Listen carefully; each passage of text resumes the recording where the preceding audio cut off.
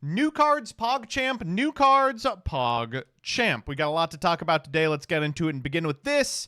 We got to get Rush Duel, man. We got to get Rush Duel in the United States. We have to get Rush Duel. We absolutely must get Rush Duel. We have to get Rush Duel. Look at this thing. Oh, man, it's beautiful. God almighty. Is this card not a legend, by the way? I guess it's probably not good because even in Rush Duel, you are performing special summons, right?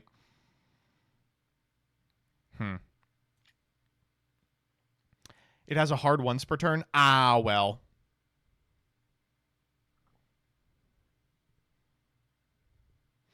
Moving on. The 2023 World Prize cards were reprinted. This is cool. World Premiere Pack. We have the prize cards from previous worlds that just do the thing that they win you the match when they connect. That's all right. Okay, moving on.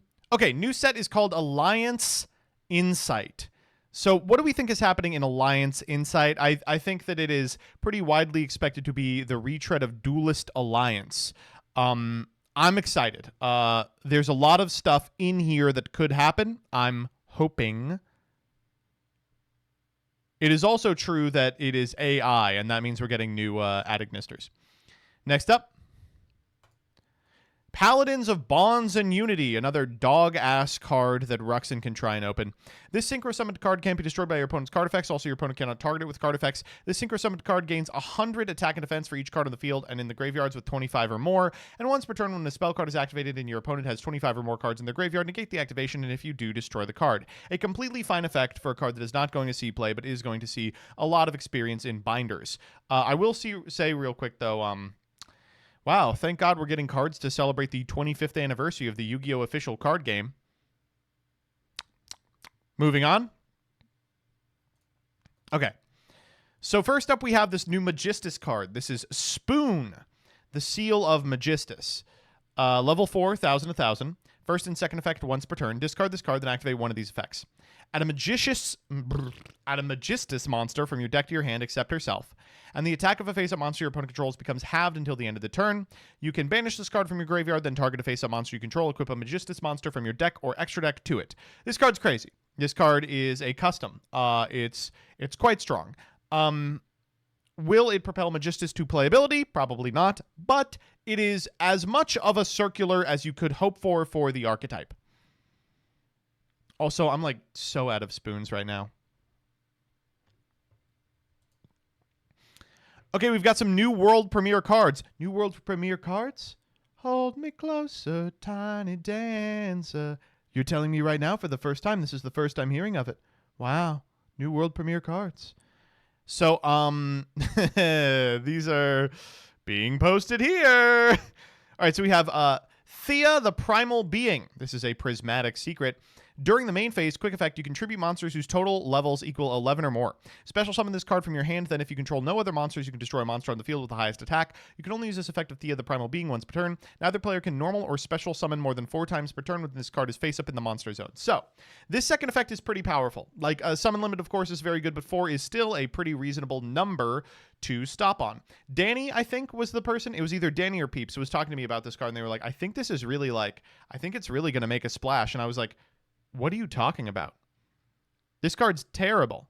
Am I crazy? This is like one of the worst cards I've ever read in my life. And they were like, no, man, you tribute the board and then and I go, hold. You don't tribute the board, do you? You tribute one person's board. Your own. That's right, it is a quick effect, but you have to be able to tribute them off your side of the field. I can see a scenario where this is maybe playable like as something that you have in your hand for the third turn. Like a scenario in which you can search this card just over the course of your combo. It would be pretty powerful. Like you expend all of your resources on the board and then you tribute this guy out and then summon limit your opponent at a point where it locks them out of the rest of the turn. But it's not Nibiru.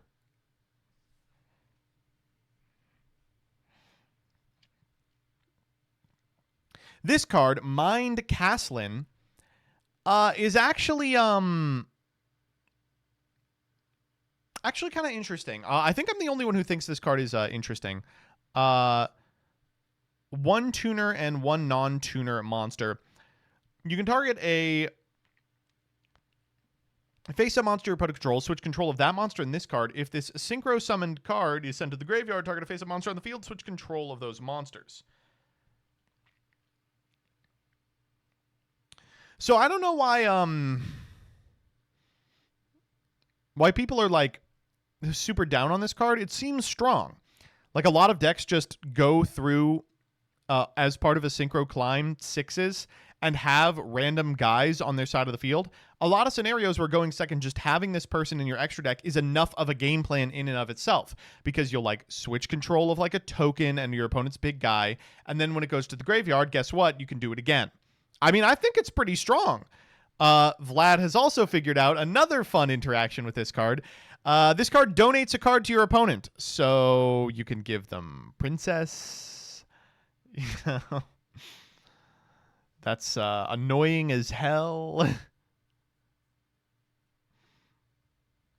No, you have to give them Mind Castling. No, you don't. You have to give them Mind Castling for the first effect. For the second effect, you can just hand them whatever you IP into. Next up, Heavy Poly. Fusion summon a fusion monster from your extra deck using 3 or more monsters from your hand or field as material. You can also banish monsters from your extra deck as material, up to the number of monsters your opponent controls, but you lose life points equal to the total attack of monsters banished this way when this monster is fusion summoned. I cannot believe a card this cool with this awesome art is this fucking dog shit. I can't believe how bad this card is. It's shocking the amount of restrictions they put on this just to prevent you from, like, I think it's actually polyphobic, you know? I usually don't go to bat for the polyamorous struggle, but I understand it after reading this. This is ridiculous. Just give us a good card with poly in the name. Why is Super Poly the only interesting upgrade to polymerization? Why does every other card suck ass? Give us a cool one. Ugh. You could summon Zark, and I'm not gonna. And I will not. All right, let's talk. I know what you all want to talk about. You want to talk about the cool new Duelist Alliance archetypes that are getting support. Let's begin with Jurrac. So, while talking about Jurrac, I do want to make clear, this is one I'm super excited for, and that's because Jurrac is an archetype that's actually pretty close. You may not know this if you're not super familiar with all the individual Jurrac cards, but they have a bunch of really strong options at their disposal. And of course, individual cards within the deck have been playable at different times in better decks, like the Dragon Soup deck, coined by RJTM, that played like 1 Aolo. There's a lot of really cool Jurrac things that can happen based on cards they already have. So, let's scroll down. I'm seeing a lot of people go question, and that's reinforcing to me that you don't know what you're talking about, and I do. Although, don't worry, I was already pretty confident about that. First up is Jurrac Megalo. You can only use the first, second, and third effects of this card's name once per turn. If you control a dinosaur monster, you can special summon this card from your hand. Already pretty good. During your main phase, you can discard 2 cards, including a Jurrac, draw 2. If this card is destroyed by battle or card effect, you can send a Jurrac monster from your deck or extra deck to the graveyard, except Jurrac Megalo. Wow. Okay, well, terrible time to be Jurrac Aolo, because this card is better. It's also, chat has figured it out, a Xeno target. It's good with Misk, of course. Level 1 fire. Level 1 fire. The questions are because you said Duelist Alliance, not Dual Terminal. I've got Duelist Alliance on the brain. We just looked at the retrain set. Next up, Jurrac Stego. Huh. Did they misspell Stego? Is there already there's already a Jurrac Stego. You can only use the first effect of this card's name once per turn. During your main phase, you can destroy a card you control, and if you do, send a Dino monster from your deck to the graveyard. Then you can summon any number of Jurrac monsters from your hand or deck whose total levels equal that monster's level, ignoring their summoning conditions, except Jurrac Stego. Also, you cannot special summon for the rest of the turn except dinosaur monsters.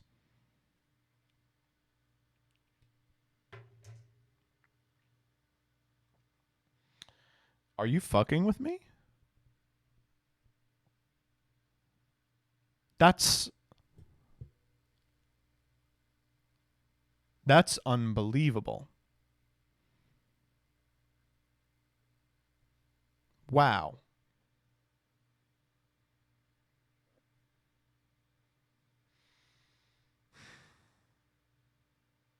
I'm...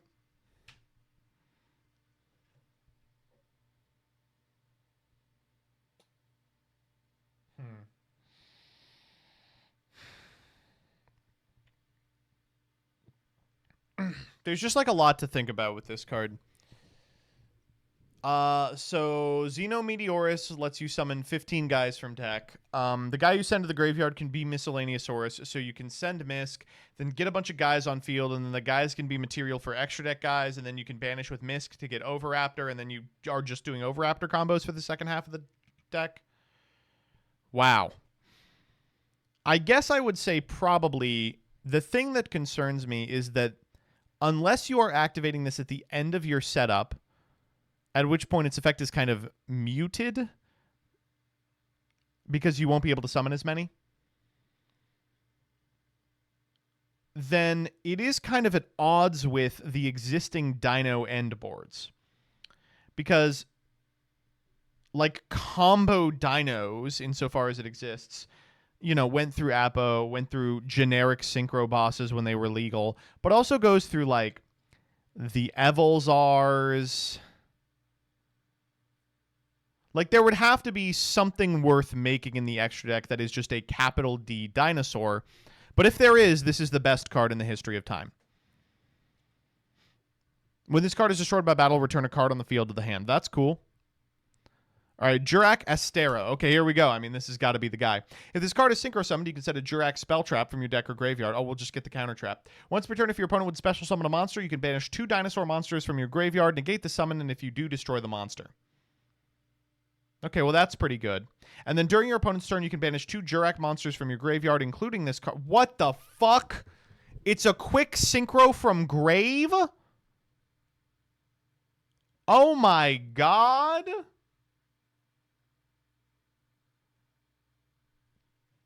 I guess we should probably... Is Jurrac Meteor on here? It's not.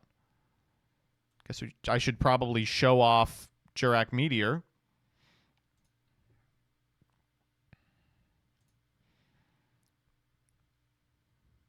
When this card is synchro summoned, destroy all cards on the field, then you can special summon a tuner monster from your graveyard. So it's a Solemn and then a quick Black Rose. I wonder if there's a scenario where you're able to, like, make this in a formula as part of your end board, and then, like, use this effect, formula it off for a 12, and then you can blow up the board. God, there's a lot you can do with this. Wow. Is Stinto a tuner? No. No, Megalo's a tuner.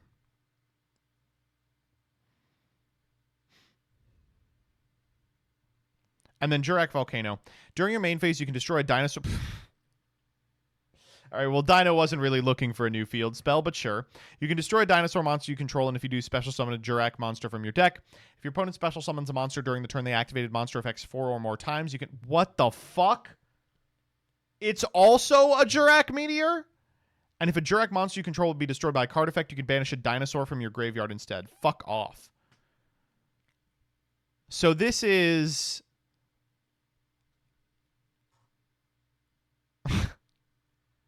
This is like 3 Jurrac Meteors. This is hilarious. Yeah, first and foremost, I should mention this is hilarious. Like, what are you going to do about the second one? You know, the meme writes itself.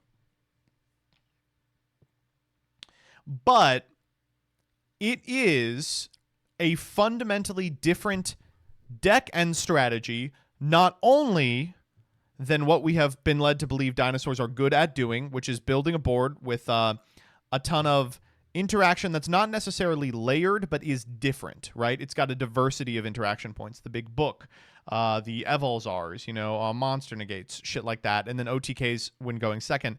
It plays on a completely different axis, which is it's going to throw a large rock at you every 30 seconds until the game is over. I don't know if that is going to be better than its existing game plan. I'll be real with you. I think that enough cards extend past the point of a meteor and enough cards resist destruction that there's a possibility it's not as good. But it's damn funny. It is really fucking funny. It is so funny. I will be tinkering with this for sure. I will be tinkering this for sure. check out the price of these cards? Yeah, why not?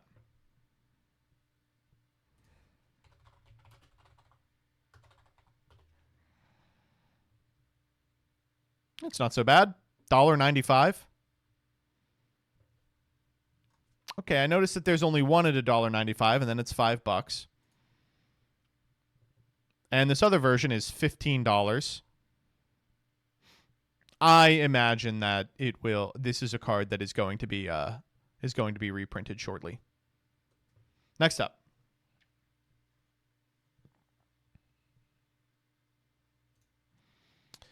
Crystron. All right, I'm going to just be completely honest with you. It's going to be really hard for me to rate these. I don't know if Crystron is any good. Crystron Trisilos. No. I know what you are. Crystron Trisilos. Crystron Trisilos. Crystron Trisilos. Crystron Trisilos. More like Crystron Trisifibrax. When your opponent activates a card effect, you can special summon a Crystron monster from your deck, except Trisilos. Then, after this effect resolves, synchro summon a machine monster using the monsters you control. Good. You can banish this card from your graveyard to destroy a synchro you control, then special summon 2 Crystron monsters from your deck. Then special summon from the. Then you can't special from the extra deck for the rest of the turn, except machines. Crystron Sulfudihole.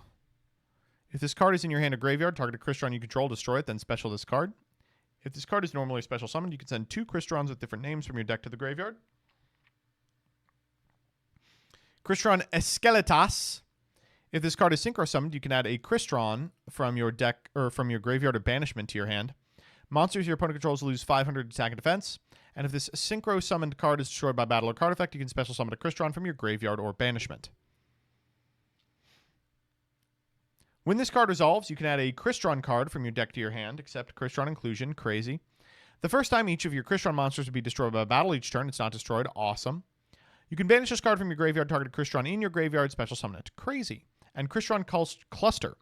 Crystron cards you control can't be banished by your opponent's card effects. Weird. You can target a face-up card on the field, or 2 if you control a Crystron Synchro, shuffle a Crystron card from your graveyard or banishment into the deck, and destroy the targeted cards.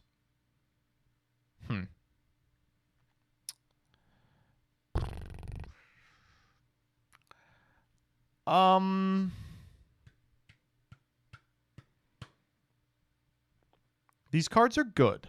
I'm going to be completely honest with you. Like, what I know of Crystron, having played it in Duel Links and a very minimal amount in paper, or in TCG rather, is that these cards are good. They do things that Crystron is not currently capable of doing. But they are cards that help the way that Crystron currently plays, which is bad. Crystron's current setups are just not competitive. This makes those setups more explosive, easier to access, a little more malleable. But I do not think it propels them to the level of playable.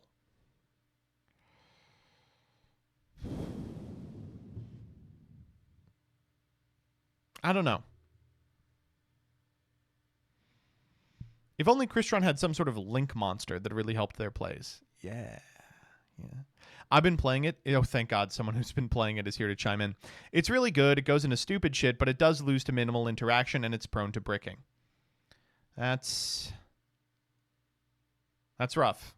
That is rough to hear. You know who would be a good guy to ask is Hardleg. What has Hardleg said about this?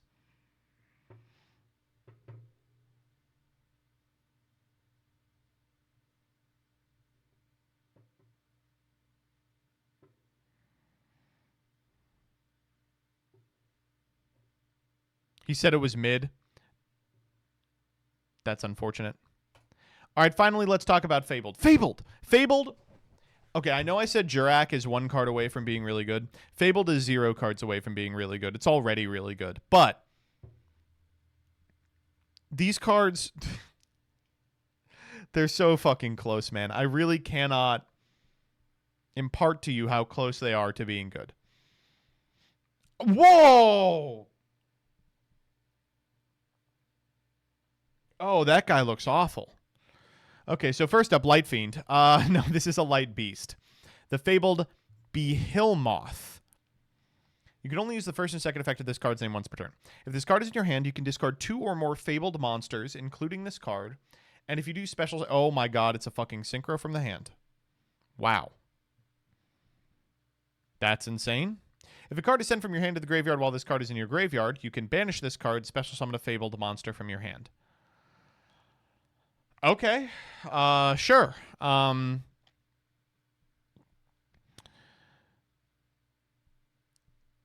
The Fabled Gamigan. If this card is synchro summoned, you can special summon a Fabled monster from your hand or deck. Already, this card seems pretty strong to me. So, if you're unfamiliar, Fabled is kind of missing a 4-star synchro. Famously, they play the Fabled Unicorn, which is kind of like the end of the game in its own right. You know, it's like a build-around. But they don't have like an armory arm, like a ladder Fabled, that does something on the way to something more powerful. This is that. And it gets there all by itself because it can just special the monster that you want to synchro with. Wow, that's insane. Moreover, Light Fiend. Your opponent cannot target other Fabled synchro monsters you control with card effects. If this card is sent to the graveyard, you can draw cards equal to the number of Fabled synchro monsters you control, then discard a card. That's insane. And that's an optional? Can you stack this? Let's say you get a 1 and you have no cards in hand. Can you go, send this to the graveyard, summon Reagan, this 1 Reagan 2? Holy! Oh, that is... Oh, that's nice. Wow, that is... Wow. Okay, I'm really excited for this card specifically. Fabled Swarm Levgerbull. Okay. Once per turn during the main phase, you contribute any number of Fabled monsters, and if you do, take control of that many face-up monsters your opponent controls, but their effects are negated. Huh. If this card is in your graveyard, you can target 1 other Fabled in your graveyard, return this card to the extra deck, and if you do, add that target to your hand. Huh.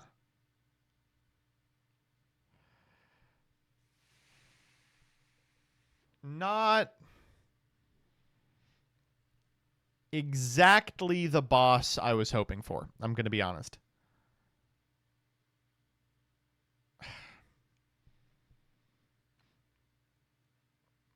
It's wow, that's rough to see on a page. It's just Crackdown. It's just Crackdown.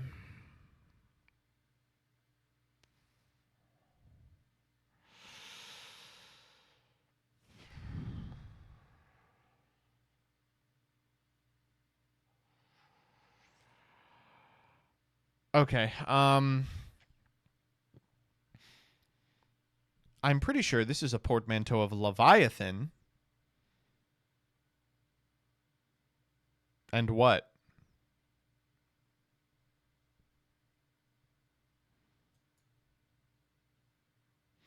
And Baal Zebul, the Canaanite deity Baal.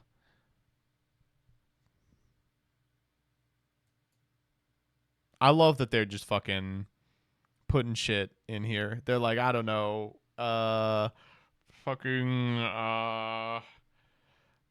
words from the Bible. However, this does mean, as half Leviathan, this is the first Jewish Fabled, right? Mazel tov.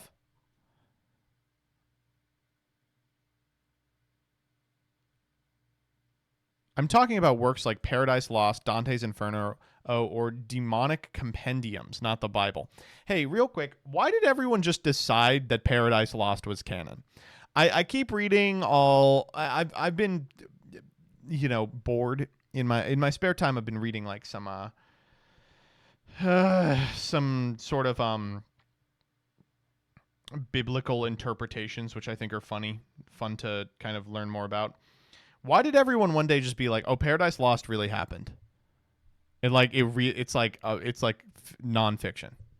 None are canon? Okay. Okay, you're saying that. But so much of our understanding of, like, the devil and hell comes from fucking fanfic, right? Milton had friends really high up in the church. Thank you for giving me an answer, first person to give me an answer. Which fabled card represents the eye of the needle? It is easier to summon Linkross than for a rich man to enter the kingdom of heaven. That's what they say. It's because people are wrong. Thank you. Okay. Also, Verse is the Japanese term for the Steel Swarm and Evil Swarm themes. Actually, I think Verse is something else. All right. And now we have Resurrection of the Demon God Realm, Fabled Realm Resurrection. Jesus Christ. When this card resolves, you can set a Fabled spell trap from your deck. Your opponent can't activate cards or effects when your Fabled monster is synchro summoned. Once per turn, you can discard a Fabled and activate one of these effects. Draw a card, special summon a Fabled. This card's insane. This... This is unbelievable. Wow. Fabled Lost is pretty much exactly what this deck needed, I'm going to be honest. Fabled combo, credit to Nort Yu-Gi-Oh! Well, that is just the link to the replay section of Dueling Book, but I appreciate it. All right, let's see what you all have come up with already with these cards. Okay, here's the Jurrac one.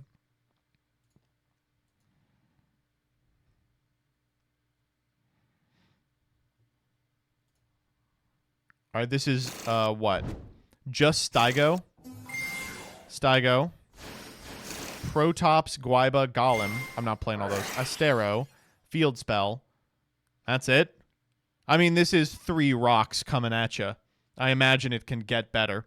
No, this is the Jurrac one. Cool Dino combo. Great.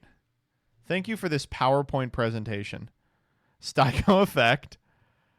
Pop itself, Meteorus, summon Titano, 3 Megalo. Now we're talking. Synchro, Astero, F, set impact. Pass turn. Astero, F, negate summon. Activate impact. Megalo, F, send second Astero. Astero, F, Meteor. Meteor, F. Astero, F, summon Meteor. Meteor, F. Meteor F. Okay. Now we're fucking cooking, baby. Now we're cooking. Going second. Meteorus. Send Misk. Megalo send Astero. To baby summon Petite. Astero. Meteor F. Petite F summon Pank. Oh, okay. Well, yeah. All right, what do we got?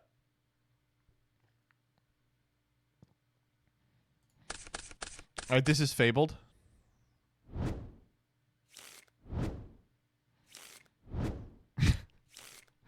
I see. Okay. Abnak, Nazoche.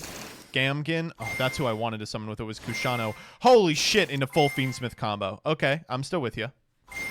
See, this is what is giving me hope about this archetype, is it can do this shit. M7, add back Engraver. Engraver. Tracked. Tracked for Lurie. For Scrumblow. Discard another card. Scrumblow effect. Marcosia. Kushano pitch Marcosia. Marcosia. Grab Resurrection. Jesus Christ. Resurrection. Set Treason. Sequence. Oh my god, this is so good. The Duke of Demise and Gamgin for Lavelzebub. What are we doing here? Duke of Demise. Cycle back the Grimblow. Grimblow. Crussy. Abnak. Cruss. Gamgin again. Yama. Sharp. This is it, baby. Oh, I can see the wheels turning. Sharvara pop Rage, Yama, grab Engraver, Agnus Day, just a guy, and pass. This is so nice, dude. This is so beautiful. Holy. Nort and I have been in the mines doing lines. The deck doesn't play for Reagan draws anymore. It makes a strong 1-2 card combo that loops Laverzabub multiple times because it isn't hard once per turn. And, of course, you get to do all the Fiendsmith stuff.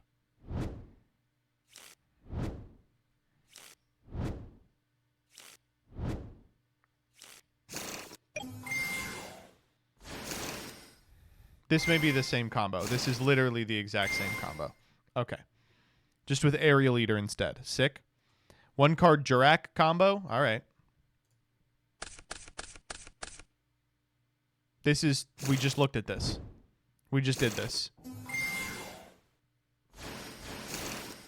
Listen, I love you. I'm probably not going to play Pro Tops. I think this is probably not a card that I want to see in any deck anytime soon. I did like the Meteor setups. Pro Top's crazy. I liked him because we kept calling him Jurrac Prolapse in progression playoffs.